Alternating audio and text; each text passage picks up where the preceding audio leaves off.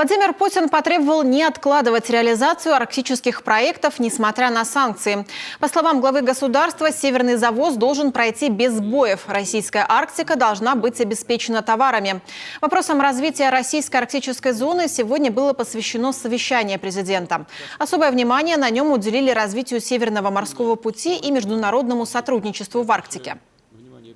Вы знаете, что сейчас в результате действий недружественных стран ряд транспортных логистических цепочек нарушен.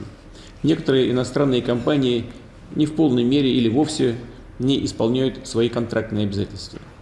Безусловно, в текущей ситуации это создает для нас определенные трудности, но у нас есть все ресурсы и все возможности, чтобы быстро найти альтернативные решения, а в долгосрочной перспективе еще и больше укрепить нашу независимость от внешних факторов.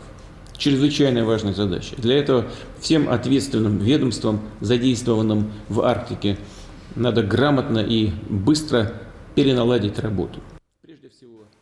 Всем проектам и планам, связанным с Арктикой, нам необходимо уделить особое внимание, сказал российский лидер.